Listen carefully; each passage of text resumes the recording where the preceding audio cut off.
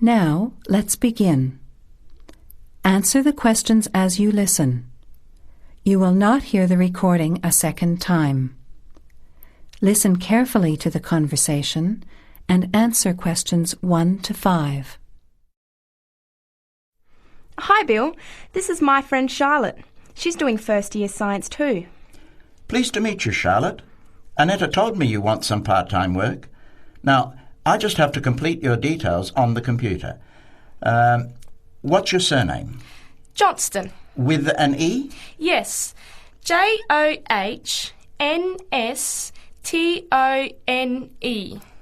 I know that you live in the Heathfield Street student residence, but I can't remember the street number there. It's 126. 126. Good. And the phone number? Well, actually, I never give people that number because sometimes nobody answers or they forget to pass on the messages. So, I bought a mobile phone yesterday, but I can't remember the number. I think it's 0414 847 748. I'll just check. No, sorry, not 748. It's 749. 0414 847 749? Yes, that's right. I must try and remember it. And what sort of work are you looking for? Well, anything really, I suppose, though it depends when it is. I'd rather work during the day, if that's possible. How many hours a week were you thinking of? Oh, I'm not sure. Maybe about 10. But I need to keep at least 2 days a week free for study. Do you have any work experience? Not much, though I used to help in my uncle's shop when I was at school. OK. Well, I'll put it in, but we don't usually get shop work. What about gardening? I'd rather not. Everything I touch dies. What other kinds of work are there? Well, there's a lot of demand for house cleaning, fast food preparation and kitchen work and pizza delivery if you've held a driving licence for 12 months. I'm not sure. Can I have a look at the vacancies while you talk to Annetta? You now have some time to look at questions 6 to 11. As you listen to the rest of the conversation, answer questions.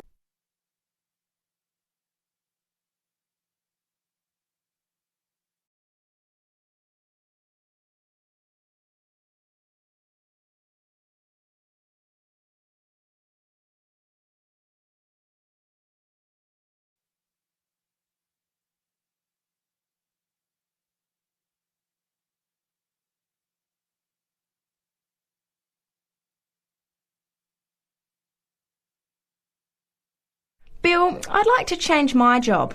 You're at the Hamburger Express on the High Street, aren't you? What's the problem? Well, I never know what hours I'm going to work. I start at 7 p.m. and I'm supposed to finish at 11 p.m, but sometimes they keep me until 2 or 3 a.m. Yes, that is a bit late if you have to make a 9 a.m. lecture the next day. And the other thing is the pay. They're supposed to pay me on Thursdays, but they never pay me on the correct day, often not until Friday or Saturday. A few weeks ago, I had to wait until Sunday. They said their son was sick, so they couldn't get to the bank, but they're always making excuses. Yes, that doesn't sound too good. Would you be interested in pizza delivery? You need to have a driving licence. Yes, I've got a licence, but I think I'd like to change from working in the evening. Are there any day jobs available? Well, as I told Charlotte, there are several cleaning and gardening vacancies. And this childcare job that just came in this morning. Do you like children? Yes, I do, actually. What's the job? Let's have a look. Collect the boy aged 4 from kindergarten at 3 p.m. Pick up the other 2 girls who are aged 6 and 9 from the primary school at 3:15. You take them home and look after them. The parents will be home by 7. That sounds quite good. What about the pay? It's the same as you're earning now, 4 hours a day, Monday to Friday, so 20 hours a week. You need to contact Mrs. Alicia Thompson. Her phone number is 91045629, and she lives in Springfield. I've never been to Springfield. I hope I don't get lost. Don't worry. It sounds quite straightforward. Let's have a look at the street directory. The Thompsons live here in Tulip Street, number 252. So you catch the 631 bus, get off here next to the post office in Daisy Terrace. Walk past the post office to the corner, and on the opposite corner is the kindergarten. Then walk down Daffodil Place and cross over to the primary school. Then keep going down Daffodil Place to the corner and turn right into Tulip Street. That is the end of section 1. You have half a minute to check your answers.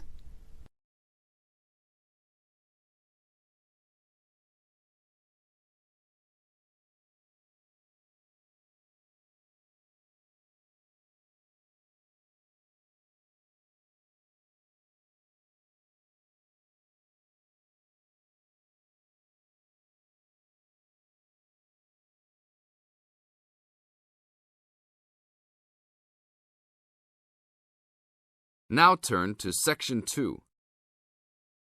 Section 2. You are going to hear an interviewer who is interviewing Alan. He made a great discovery of Mungo National Park. First look at questions 11 to 15.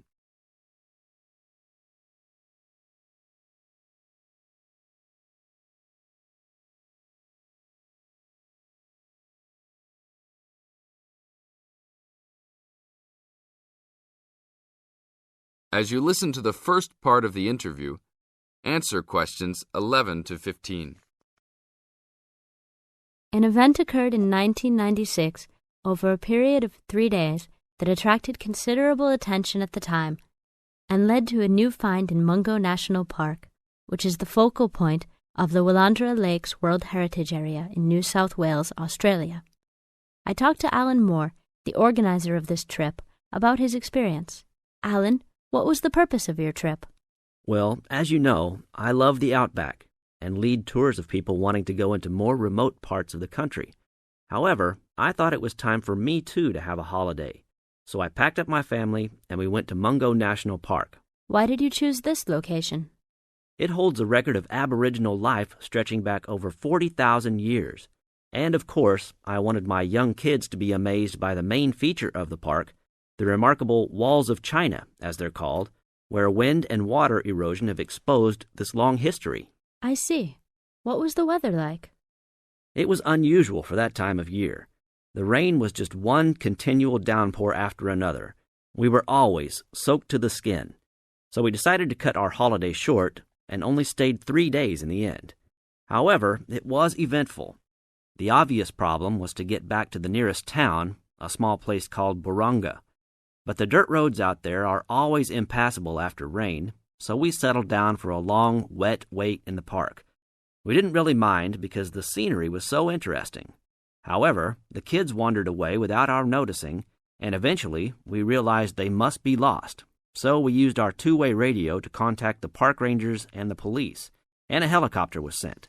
Luckily, the kids were found within a few hours, but they'd made an important discovery. Now look at questions 16 to 20.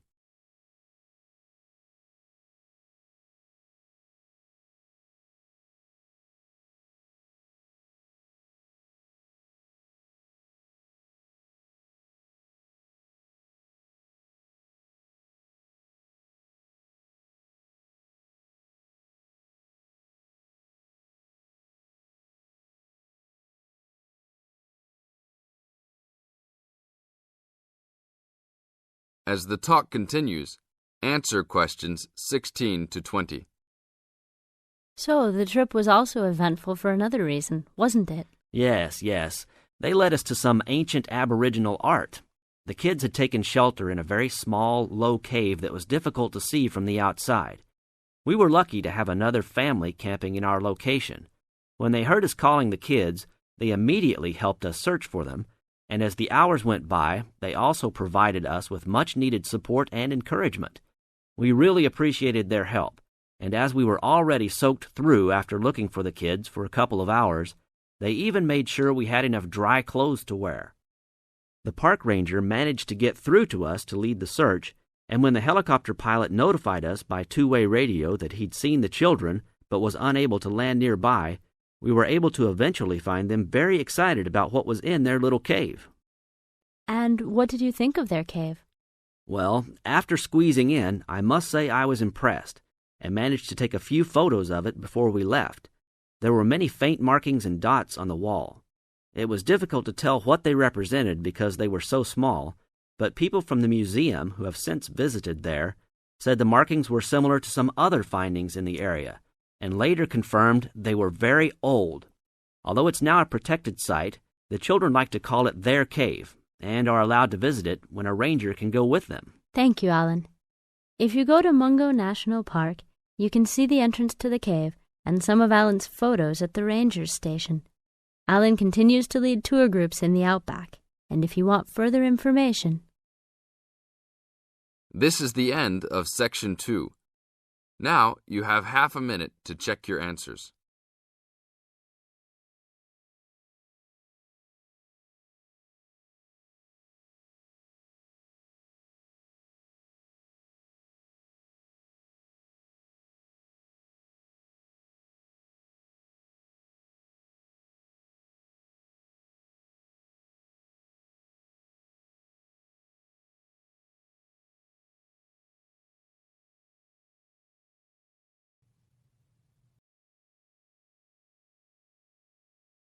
Section 3. You are going to listen to a conversation between two students talking about a lecture they have just attended. First, look at questions 21 to 24.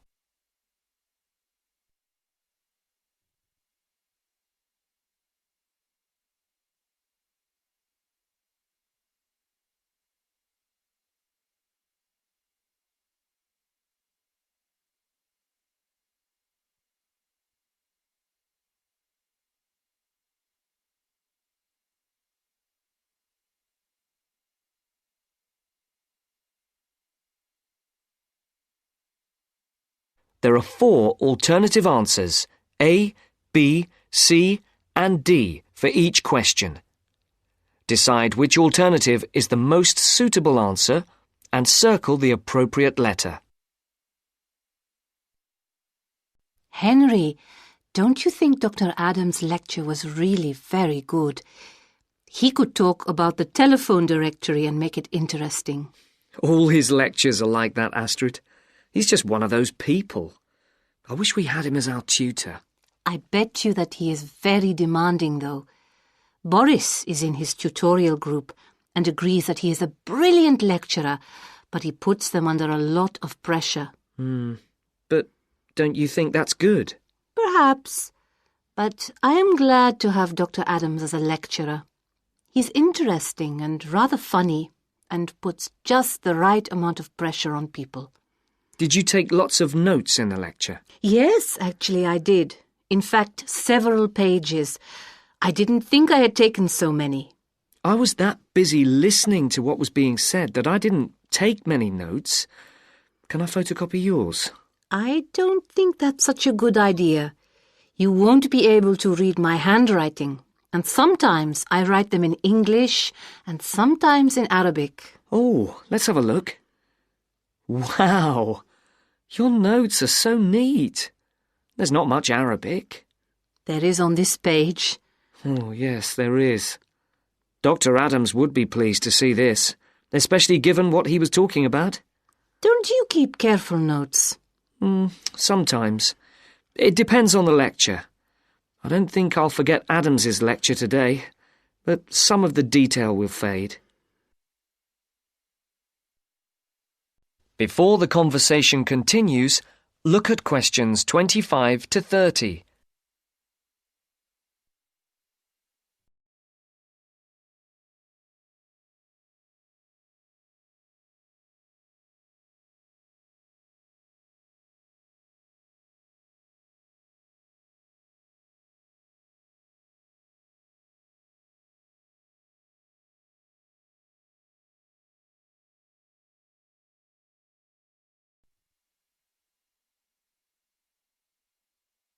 I type up everything afterwards so you can have a copy then and you can fill in anything I have missed. I'm not so good on the broader concepts. I'm better when it comes to detail. Just what Adams was talking about. Well, I am definitely a detail person. I need to have everything written down before I As can you get the listen concepts to the next part of clear the in my conversation, head. write no more than complete 4 opposite. words. For questions I find all the 25 detail to clutters up 27, my mind and I get and very for questions frustrated, 28 to which 30, was just what he was on write about. no more than 2 He mentioned words a book he'd for written. each answer. He mentioned several. The one on space and the individual? Yes, called MySpace. It's on the book list. So it is. I think I'll get that out of the library or get my own copy. Did you get what he said about spatial awareness? I didn't really. Yes, it was fascinating. I can't be as eloquent as Adams was, but I know several people who are frighteningly intelligent, but they have difficulty reading simple directions, even when getting to places that they know very well. I find that difficult to understand. Everyone learns the way to walk to the shops and things like that. You mean just the way people learn spelling? You know, people misspell words, make mistakes in countless areas of their lives, and going in the right direction is just the same. Remember what Adams said about the number of people who cannot tell left from right, north from south, and so on? Do you know which way is north? It's, that way. You see? I couldn't have told you that. Really? I haven't a clue which way is which.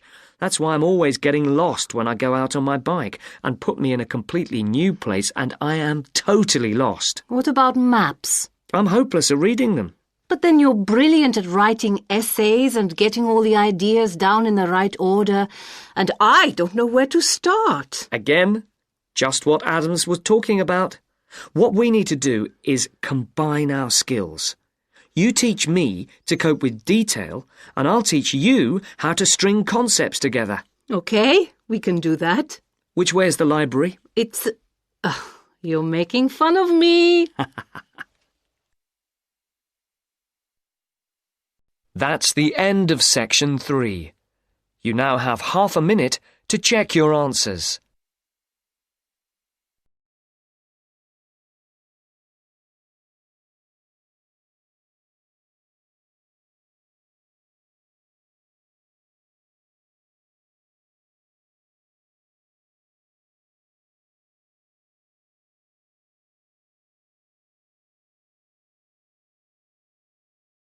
Section 4.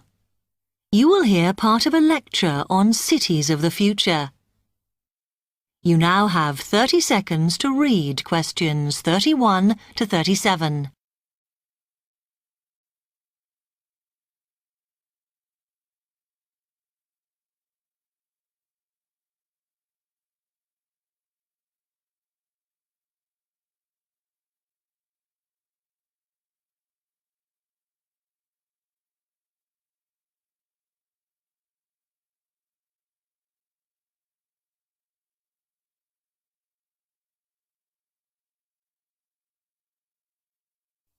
OK, we've been looking at how societies will develop in the future and at the increase in the size of cities. So I want to talk to you today about the key considerations in these cities of the future.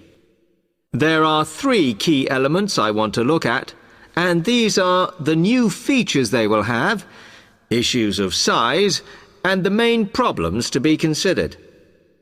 First of all, individual transportation will be a big factor in these new megacities as public transport becomes unmanageable. There'll be a huge rise in the use of segways, which are personal transporters like motorized scooters. As a result, and partly also to reduce pollution, roads will be altered so that they are narrower and will take up less of a city's space than they do currently. Naturally, this is a major change to the infrastructure, and something that may hinder it is the huge amount of investment it will require. The next thing is, what is going to happen to the commercial areas? We do not want these to become even larger concrete jungles than they are at present, so we have to look at design. And current designs for city development include building gardens on the roofs of these buildings to make a more pleasant environment for workers. And you may think that these areas will expand to cope with increased commercial activity. In fact, the prediction is that they will cover 1/5 of the area that they do at present as we build upwards. The exception to this is shopping centres, which we predict will expand with more and more temperature-controlled malls. What may cause difficulties is that the superstores will be confined to the outer edges of the city, as they will be too big to fit into the new malls. Then, of course, there are the residential areas, and these will undergo their own changes. One particular development will be houses which are built from glass, as innovations in this material allow it to provide light without causing problems with temperature inside a building. The residential areas will not be allowed to expand without limit, as happens in some areas at present, and their size will be restricted to a population of 15,000. One issue, which has yet to be resolved, and I'm not sure it ever will be, is how we manage to house older residents. They will be increasing in numbers as time goes on. Finally, how will these cities live? We know we have limited energy sources, so what will we do? Well, something currently in development, which will be a feature, is that waste is going to become an energy source.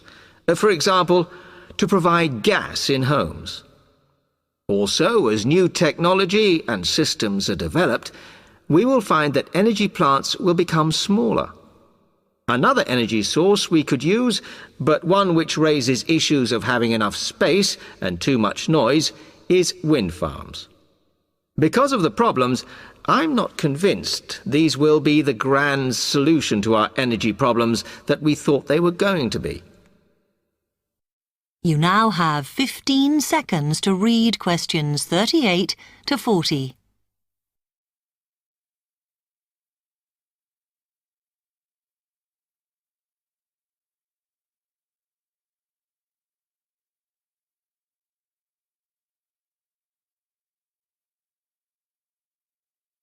Now, moving on to looking at the social aspect of cities, we need to look at housing and how people will live. Cities currently have flats in the centre, populated by single people and wealthier residents, and families tend to move to the outskirts. In the future, the centre of cities will see a dramatic change. We will see many more examples of cooperative buildings. This is where people join together to form a company that owns the building they live in. And despite continuing shortages, there will also be a rise in the provision of retirement homes in city centres, so that the elderly can have easy access to hospitals and shops. Recently, we have seen a levelling off in the growth of private housing, and I think that will not change. But we are likely to see more social housing, as far fewer people will be able to afford to own their own homes. OK, now, if anybody has any...